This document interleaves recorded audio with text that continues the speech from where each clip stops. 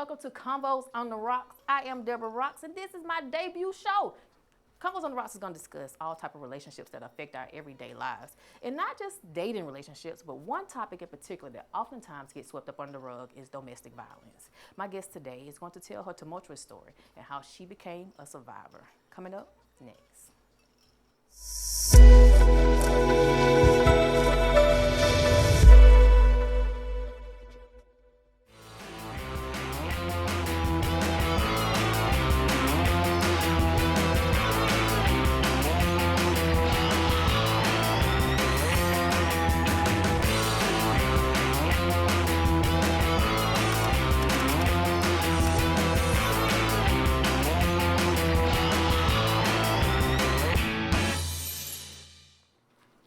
Welcome back to Convos on the Rocks. I have my first guest with me, Miss Sawyer, serial entrepreneur. I follow you on social media, girl. You be all over the place. Yes, honey, yes.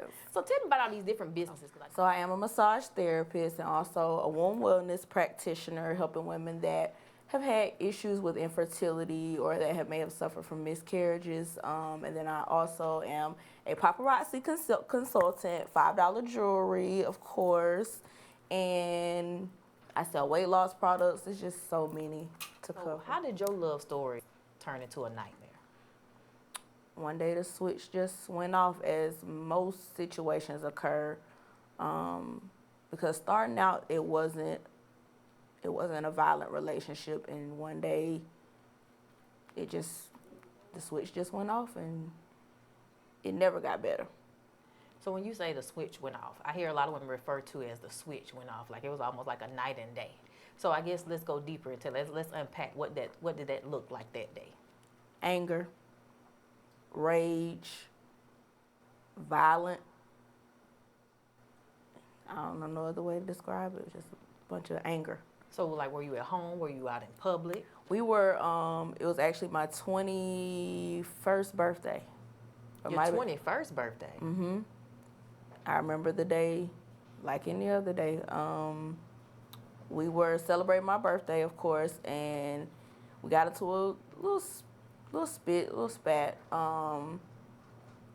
He had my phone in his hand, and I kind of snatched it. We were tussling over my phone, and before I knew it, I was on the floor. So did you have anything in your phone you was trying to hide from it? Mm-mm. So what would make him want to just snatch your phone from you? Now when I look back on it, it was insecurity. Mm-hmm. Because of the stuff that he was doing. Naturally, when men become possessive, it's usually to hide something that they're doing. So they deflect and project that onto their partners. So I guess you said this is your 21st birthday party, and he snatched your phone. Mm-hmm. So that means people are around. Mm-hmm. Just us. So y'all celebrating where? We were at a hotel. And he was leaving the room, and I was going to let him leave, and then he turned around, and we tussled over the phone because he wanted to see my phone. He just knew I was going with this person, going with that person, and... So were you dating another man? Mm-mm. So where would this just stems from, though? Because before it builds up to the point to where he snapped, it had to be a combination of different things that led up to that point. He was spitting out insults, and at the time, I was very sensitive, so I would just cry, and because I would cry, I guess in his mind, it felt like it was guilt versus, okay, she crying, let me just back up off of her.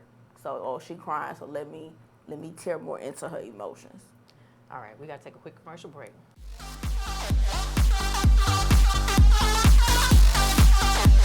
Okay, can you handle it?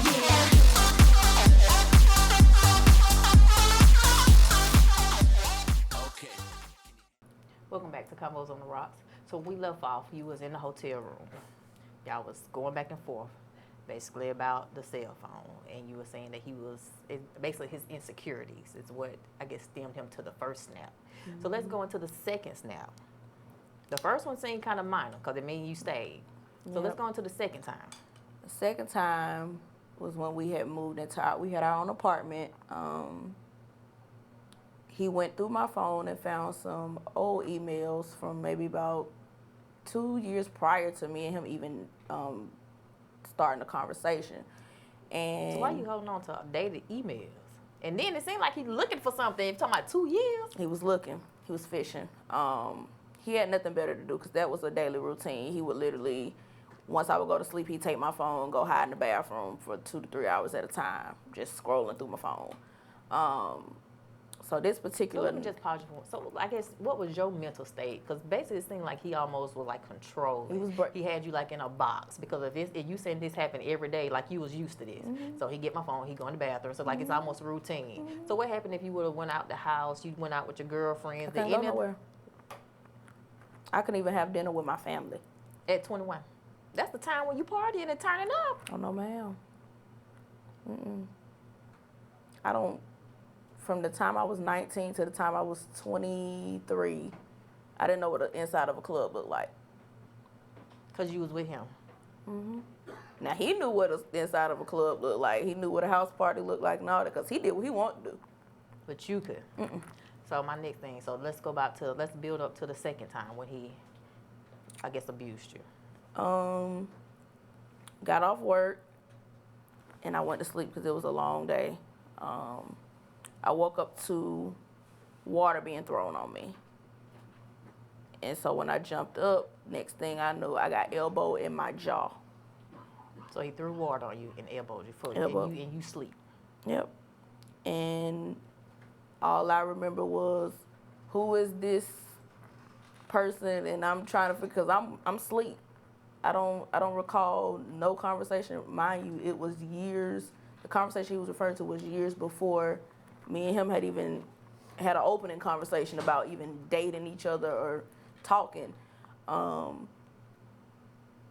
We're talking back and forth. I'm trying to explain myself, and then next thing I know, he's taking me by my ankles and he's dragging me out the bed, and I hit my head. And this at age of 21. And he's shouting. He's standing over me shouting, "You made me do this. This is your fault." So he's deflecting to me, saying that you were the aggressor, saying you was the reason you provoked him, basically. So how would you provoke him into him abusing you? At the time, I thought I did, because when But why would you think that? my mental state, I thought because I was dealing with that type of abuse that's what I deserved. I didn't know no better. 21, fresh out of high school.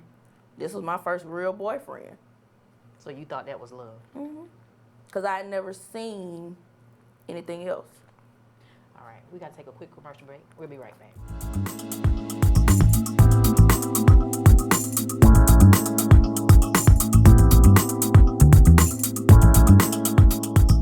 So that's how you identified as love. How so?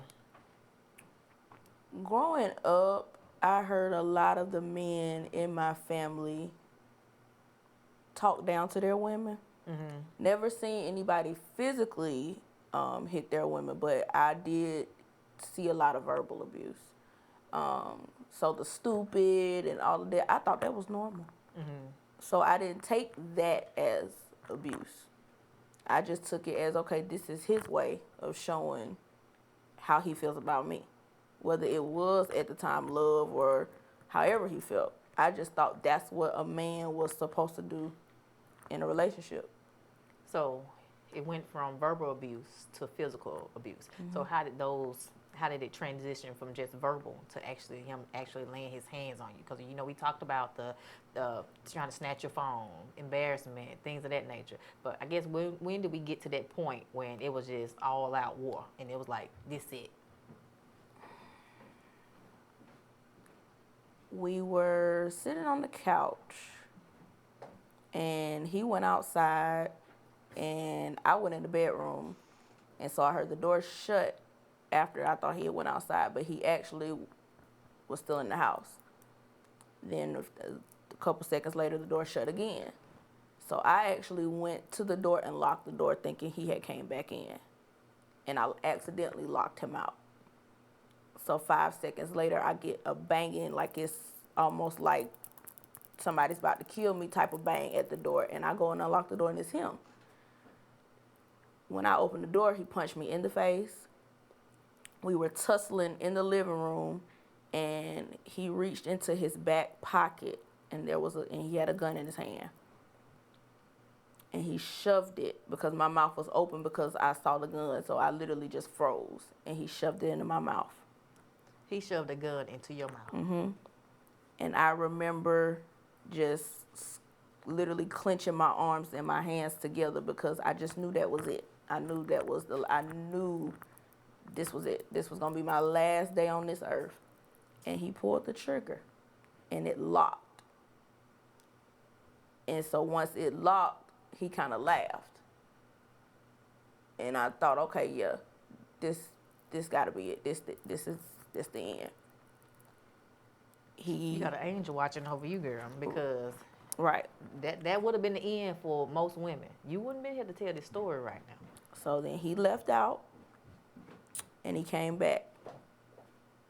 I waited until he went to sleep, and I ran to my coworker's house, who actually lived in the apartment behind me. And I called my dad from her phone, and I asked my dad to come and get me. So was this the actual time when you was like, I'm done? That's it. So why do you think women stay in these type of relationships? Low self-esteem.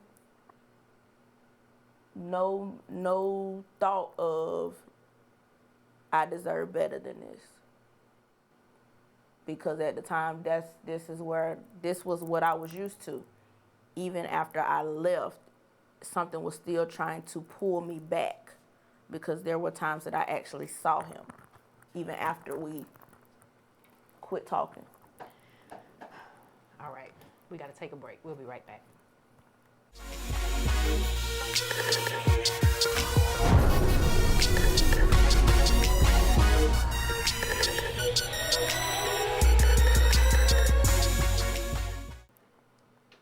Welcome back to Convos on the Rocks. So before we get up out of here, we got to wrap up this story.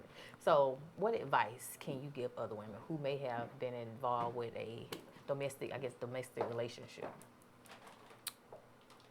Know the signs, because there are signs. Verbal abuse. And it starts off with verbal abuse. So any indication of verbal abuse, cut it. It's easier said than done. Confide in, it doesn't have to be a friend, but confide in somebody. Call the police, because we find ourselves in the habit of wanting to protect our abusers, and that's not okay. Well, Miss Sierra, I want to thank you for joining me on Convos on the Rocks on my little debut show. But girl, I want to salute you for becoming a survivor. Yes. Right, and you are a boss girl now. Boss chick. Make sure y'all follow her on all social media platforms. Give them a shout out. Yes, real quick. at the.therapeutic therapist, and then also on Facebook, The Therapeutic Therapist. Ooh, we got to cheers to that, girl. And we got to take a quick commercial break. We'll be right back. Ooh. Yeah, whatever.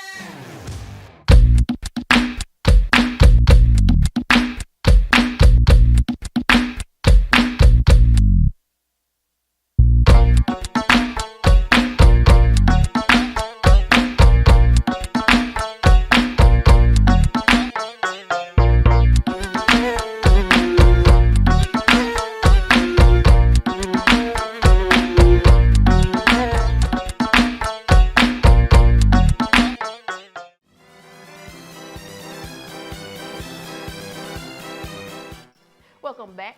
It is time for Rock's IG Clown of the Day. Do y'all not understand?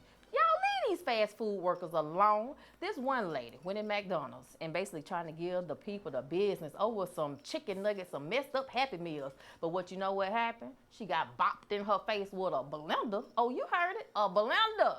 She went flying back like it was like on Mortal Kombat. All because somebody messed up her chicken nuggets. It's the way you talk to people. And that's all you got to do. Leave these fast food workers alone. They just trying to make a living just like the rest of us. We'll be right back.